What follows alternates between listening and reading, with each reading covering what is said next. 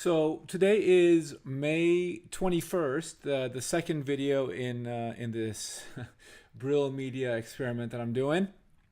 And today, what I'm thinking about after a good morning workout is how how to separate the workload between being in the weeds and being in the clouds or clouds and dirt, whatever sort of way you want to describe it, right? Like there's the business of operating the business, which is bookkeepers, accounting, cash flow, liquidity, strategic direction, product.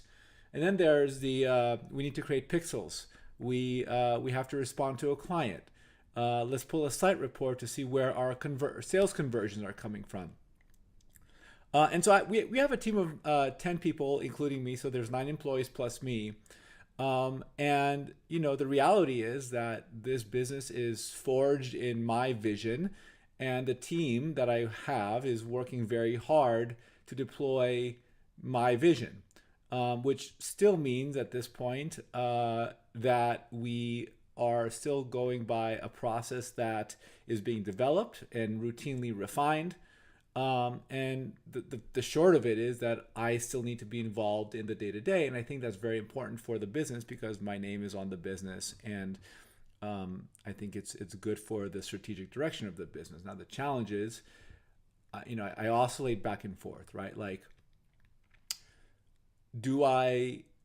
how much of the work, how much of it is for my client's best interest for me to be looking at campaign data, and how much is it to be setting the tone of the business? And I think, where I am today in May of 2019 is it's about finding a happy medium, right? Like we need to be able to operate at scale, and I still need to be involved in the day-to-day operations of the business. It is in my client's best interest, and therefore our best interest, the business's best interest, for me to have a pulse on every single campaign that is running. And the nuance there is to rely on the team to make the optimizations, rely on the supervisor to make good decisions and refine the campaigns, rely on our director of client services to develop the strategies, and then I should be involved in helping refine the craft even further, refine the campaigns, refine the optimizations, set the tone.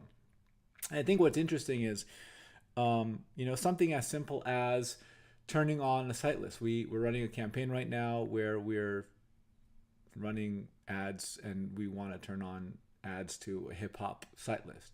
Okay, so I can direct the team to do that, and but I can do it faster. That's the silly part about it. I have the ability to go into like a tool like Alexa.com, where we pay for a short monthly, a small monthly subscription, and pull a site list, do a little bit of digging on Google to refine that list. So like all hip hop, SOHH, genius.com should all be on that list, and certainly many others. So there are hundreds of hip hop sites that we should be targeting.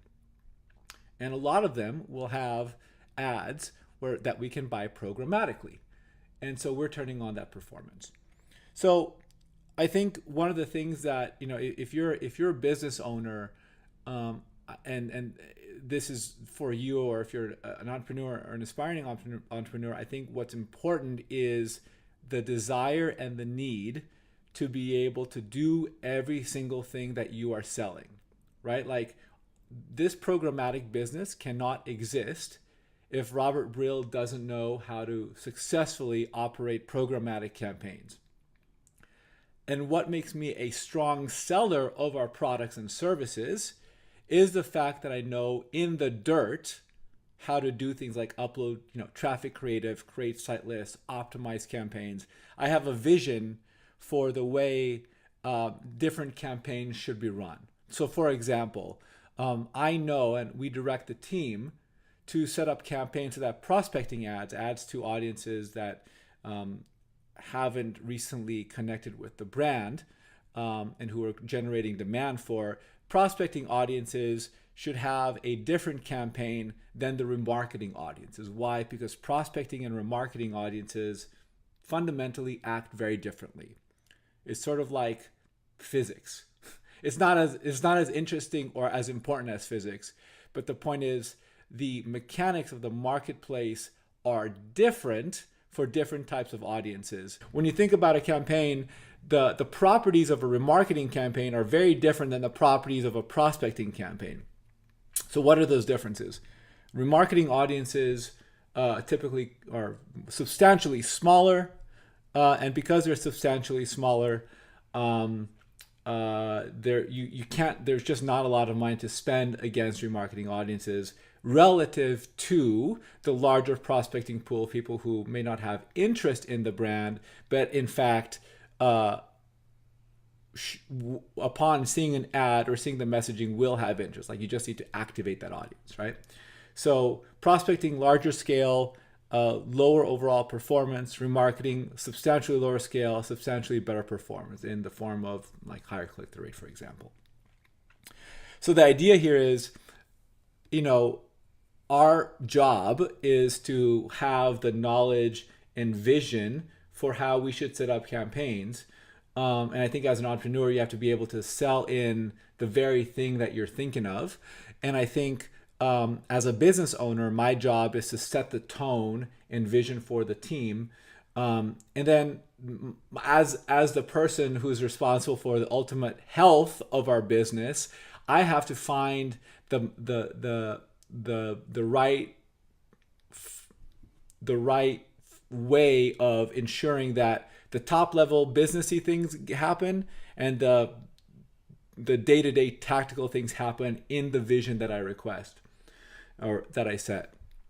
And that's what's on my mind today. Because last night I was setting up site lists. This morning I'm pulling sites for conversion tracking to understand which sites are attributable to sales conversions. And I'm also thinking about invoicing and profitability for our business. And that's a little bit of an insight. So I hope this was helpful. Comment if you have some similar challenges. I think for business owners, large and small, and I don't know, we're not large, we're kind of small, not that small. Whoever you are in this ecosystem, I'm very interested to hear what challenges you might be facing, right? That, like, I would love to be able to operate a business where I can 100% outsource everything to my team, set the vision, and I don't have to touch anything. I would love to be able to do that. I don't think I can ever step away from my business and call it Brill Media and be like, all right, now someone else is going to operate your campaign, not Robert Brill. That's just, I feel like that what clients are buying is our knowledge, our consultancy, our strategic thinking, and our ability to create outputs for a campaign. I don't know. Thoughts. These are my thoughts. All right, guys, have a good day.